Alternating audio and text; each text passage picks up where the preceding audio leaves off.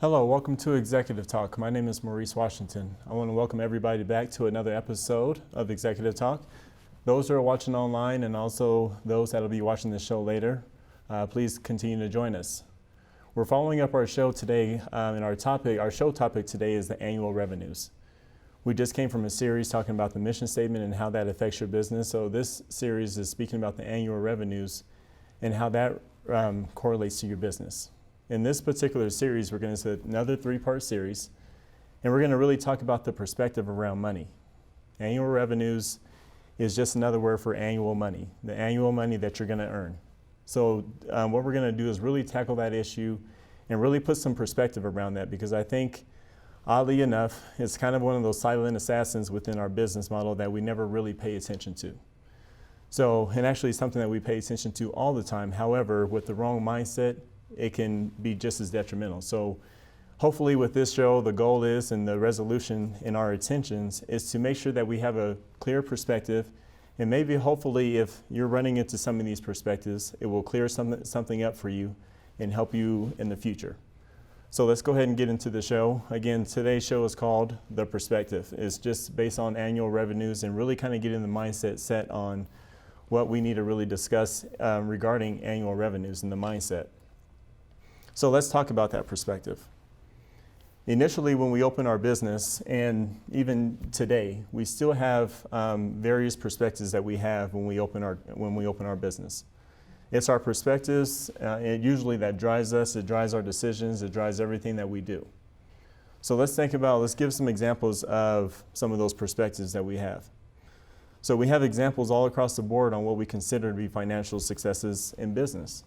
Let's think about some of your neighborhood friends. Maybe you know somebody who owns a particular restaurant or a brewery or something of that nature that you really respect. That's the direction that you want to go. Okay, so knowing that person gives you the drive to say, yes, it's possible. So that helps you in your journey when you have your good and bad days. Okay, maybe they own a apparel store that you're seeking. Okay, you're in the same industry and that's something that you would like to achieve yourself, to have that brick and mortar location. So we have a lot of successes across the board that we consider business successes. So let's think about other business icons such as Bill Gates, let's talk about the owner of Facebook, the owner of Google. These are some of the brand names out there where we say, you know, these are very, very, very successful business owners out there, and that they obviously have made a major footprint in the business community.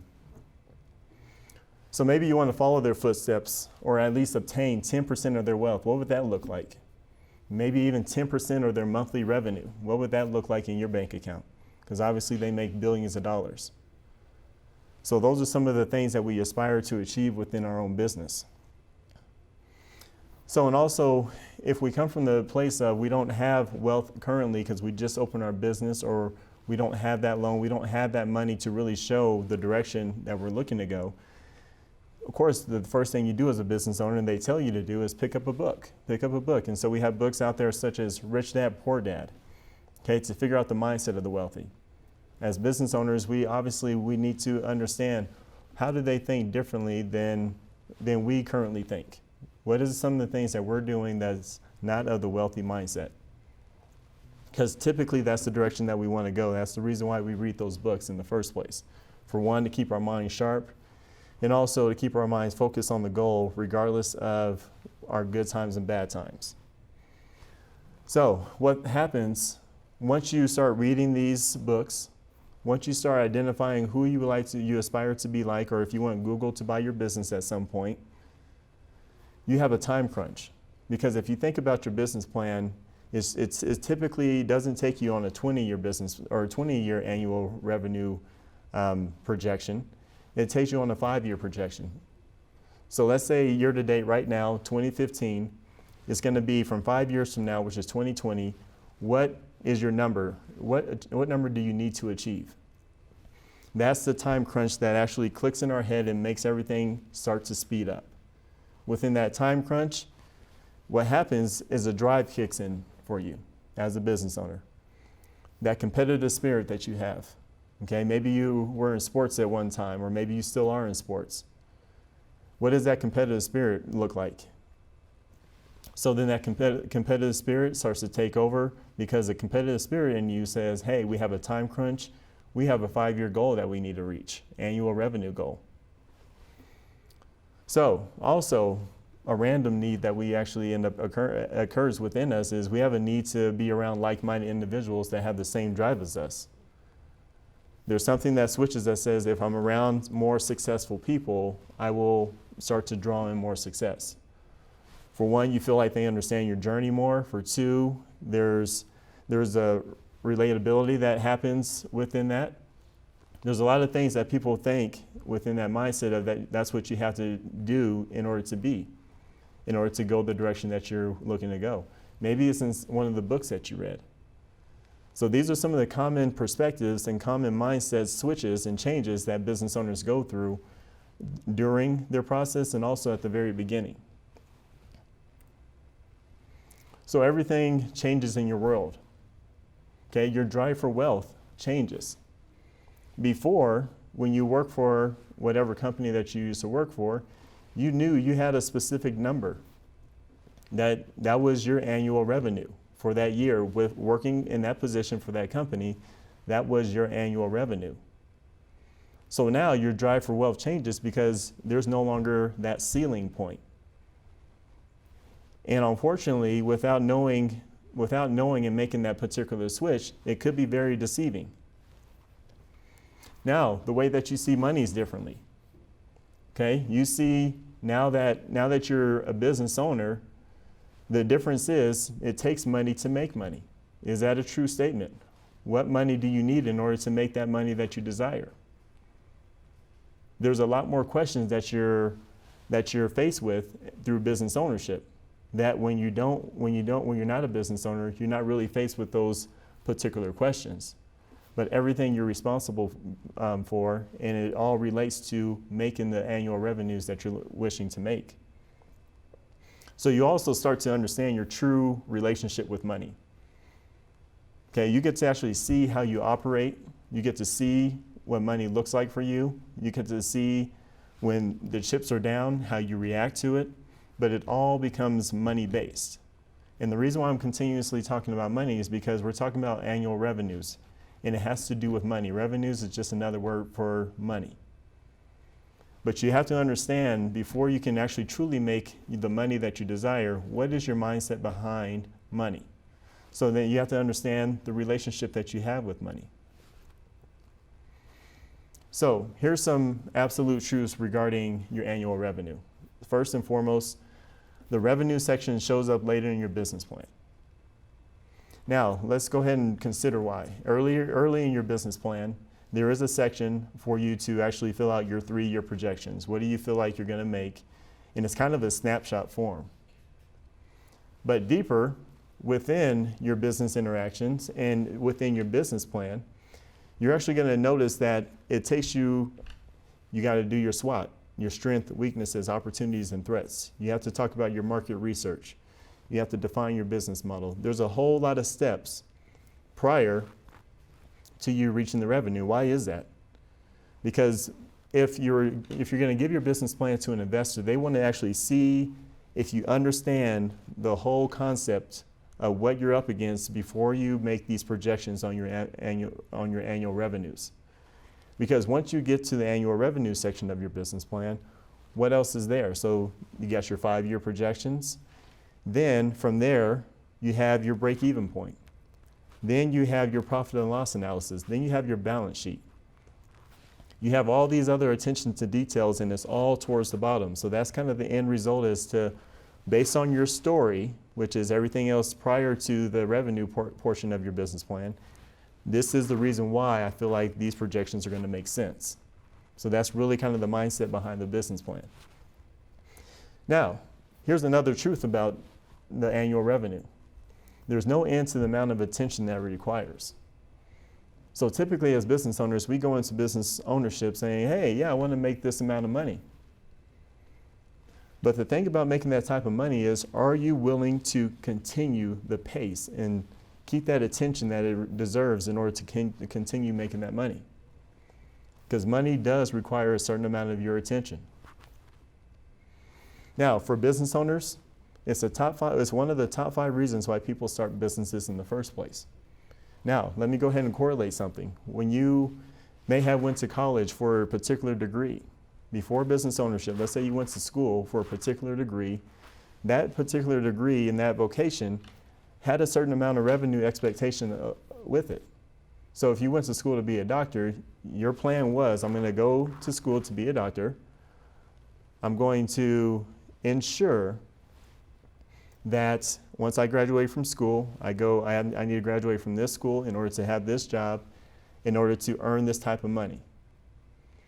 So there is an annual revenue plan. There's a plan for the reason why people even get into their vocation.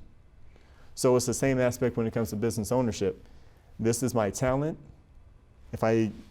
This industry, you can make, it's a $1 trillion industry. I want to be part of it based on my talent, and there's what I'm going to do. But it's one of the top 5 reasons why people start businesses in the first place. It's also a very important aspect of your business. There's no way around it. Without revenue in your business, there virtually is no business. So there's a very fine line here when it comes to money. And if you don't understand your fine line within your business and when it comes to money, it could leave you in a bad spot. So let's talk about this particular phrase, your wants. Everybody has their wants, everybody has their needs, but let's talk about I want. The word I want really creates its own level of motivation, okay? So if I want to go to the store, that particular statement creates a drive and a motivation to me. So no matter if I feel like it or not, because of what I want from the store, creates a drive and a motivation for me to up and go, regardless of the place and time that I'm at.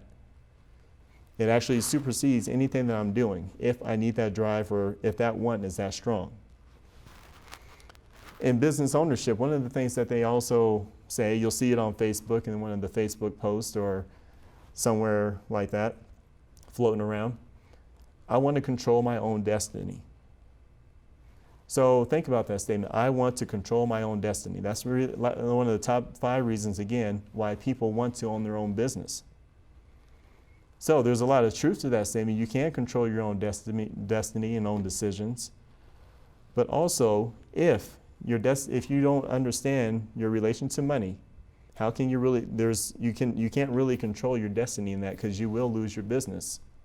So really consider that statement right there. So let's think about the I wants. Here's some of the I wants business owners have.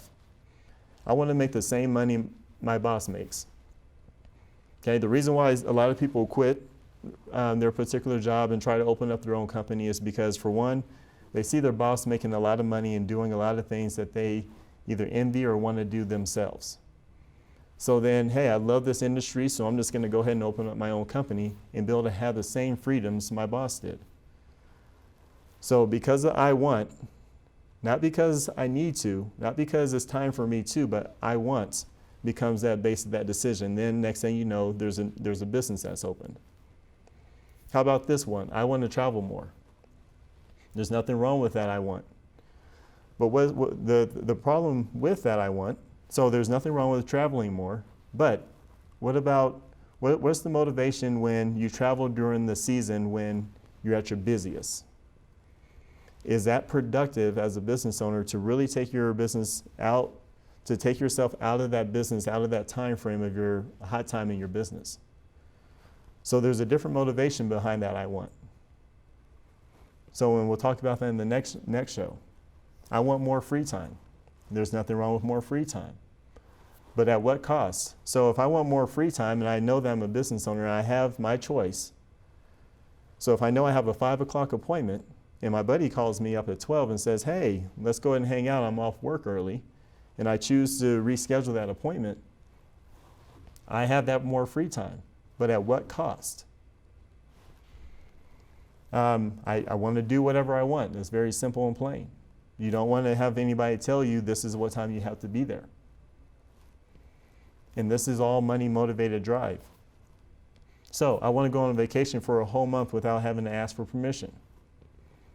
What about I want to live in a bigger or better home? What about the motivation for I want a better car? So just on a quick note, what does that better car really mean?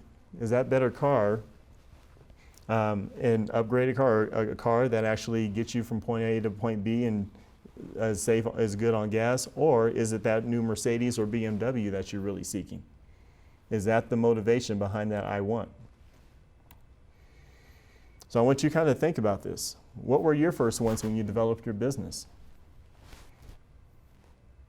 And which of those statements do you relate to the most out of everything that I mentioned earlier? Or what is your statement? What do you relate to? Do you still find yourself saying these statements? Like, man, I just want this already. I can't wait for this. Man, it's July or August of 2015. Sorry about that. And I should be at a certain place right now. I want this right now. Okay, are those some of the questions that are getting in your way right now? And what impact does this have on your day-to-day business journey? Which wants are getting in your way? Which wants are saying, I want this, I want this, I want this, but it's not time for you right now? So I just ask for you to really take inventory on that. So let's talk about a couple of impacts of I want.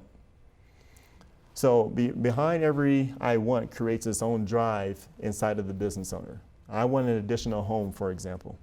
Okay? So obviously there's a drive behind that. There's extra money. That means you got to be able to maintain your current home, and also you got to be able to maintain the next home. So that means you need to work longer hours. That means that you probably need to take on clients that you probably wouldn't have taken on before. So let's put it in a different perspective of maybe you have a younger child. Have you ever recognized how they respond to something that they want? You can tell them no, you can tell them not today, you can tell them tomorrow, but if that child wants what they want today, they will ask you in multitude different ways. They will maybe trick you to get into the car so that way you go to Target and you go and get that toy. But that's the drive and that's the motivation of that want. That's about how strong it becomes for people. And it's the same with us as adults. Now, I want also drives frustration. Because if you're not where you want to be right now, if you have a specific want, the next thing you know, it creates a frustration. When it may not be that time yet, all it does is drive frustration. So that's the same thing, it correlates to your revenues. Maybe there's more that you need to see within your business that before you get to what you want. In every I want, there's an undertone of something that you want or need or fix personally.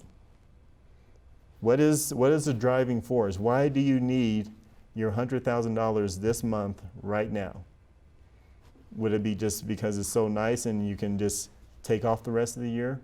Where is your motivation behind that money right now? Or are you actually still doing the right work in order to get there? I want also amplifies the speed of your activity. So whereas you may not be ready for it, what happens is you start to speed up your activity because of I want. Because I want requires you to do something right now, something that was supposed to take 6 months to really develop and be strong and foundationally strong.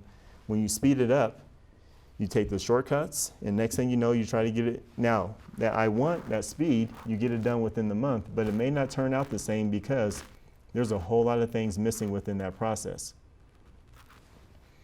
So, I want also, sometimes it chooses business over family.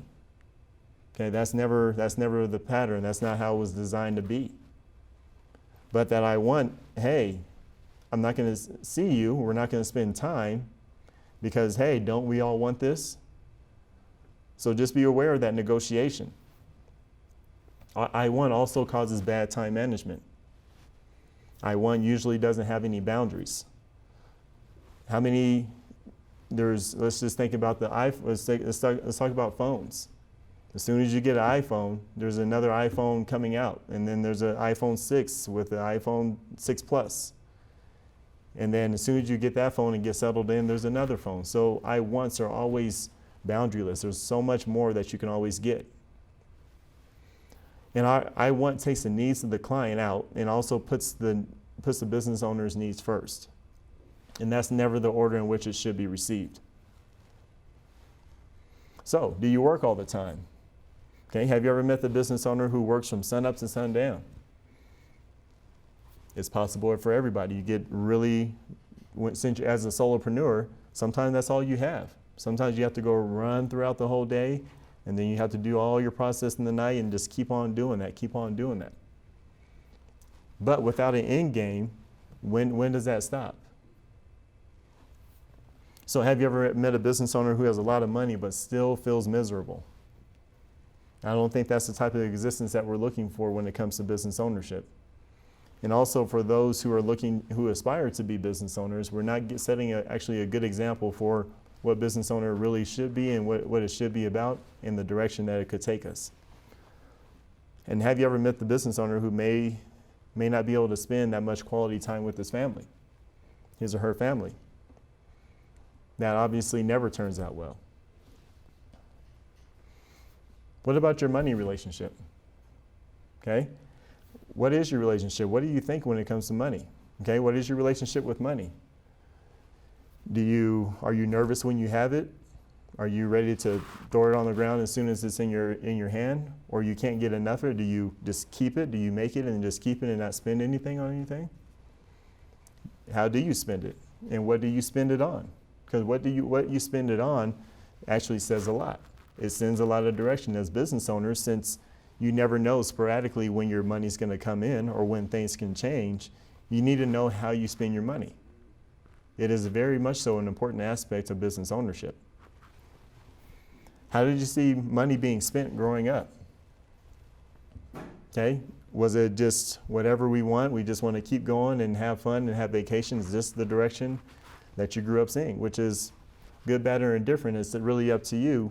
But if that's affecting your business, it's something that we probably should take a look at. Did you have examples of business ownership growing up? Who are your examples and what did you see them do? And are you replicating that same process, whether good, bad, or indifferent? How do you recognize with that particular business owner? Okay, did you grow up wealthy?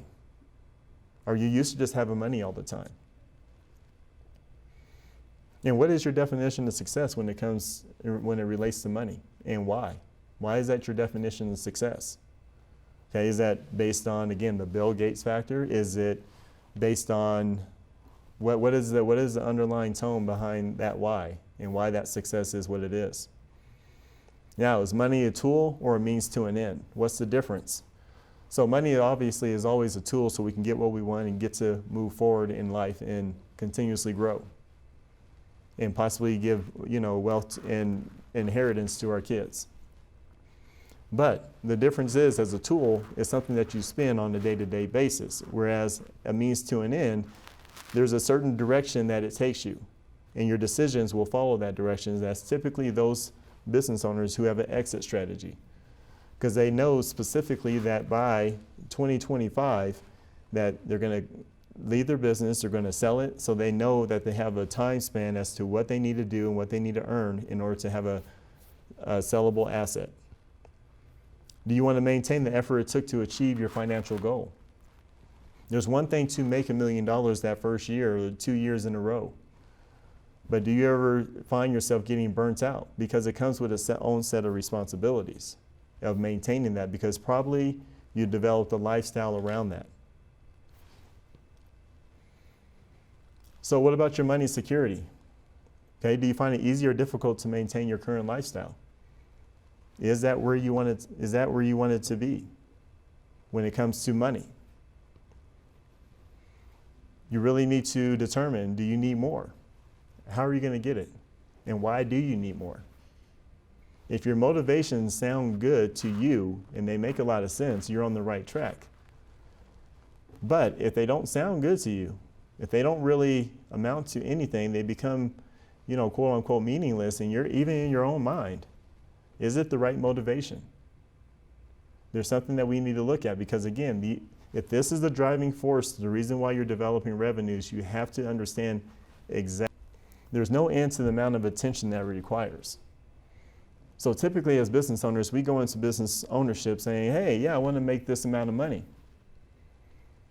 But the thing about making that type of money is, are you willing to continue the pace and keep that attention that it deserves in order to continue making that money?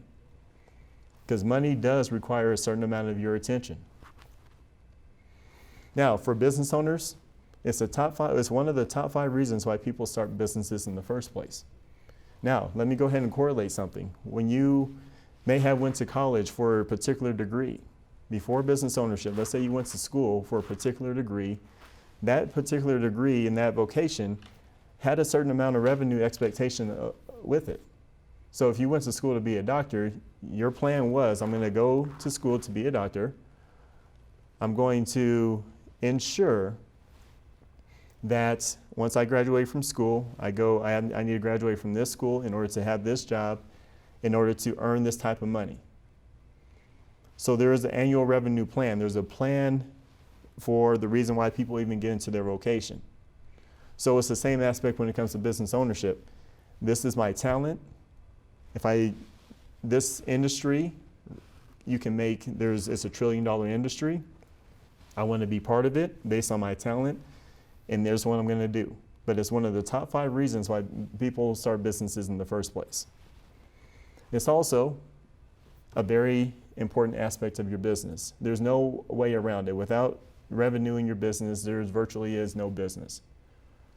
So there's a very fine line here when exactly why you're doing what you're doing, why that number is so important to you. And what is your definition of financial security? When you look at financial security, because the key word is security there, what makes you feel secure? What was your securest point in your business or when you worked for another company? Or the previous years, was it 65, was it 70? Do you need $100,000 a year personally, net income, in order to feel your financial security? You have to really truly define that. Now again, we're going to go into our next show with a little bit more detail, and we're going to talk about we're going to actually do kind of a vice versa mindset. We spoke about today a particular mindset of I want, and the motivation and the questions that we as business owners need to ask ourselves when it comes to this. But our second show, we're going to talk about the right mindset, the mindset that keeps you focused and keeps you clean. And then we're going to talk about, on the third show, we're going to speak about the money. We're going to talk about structuring your income. We're going to talk about structuring the annual revenues to where it makes sense and you can actually really truly achieve that particular number. But in the meantime, follow us on our social media. Follow us on Facebook under Executive Talk, Twitter under Exec Talk, Instagram under Executive Talk, and also find our meetup group. But as always, we appreciate seeing you, and we'll talk to you next time. Thank you.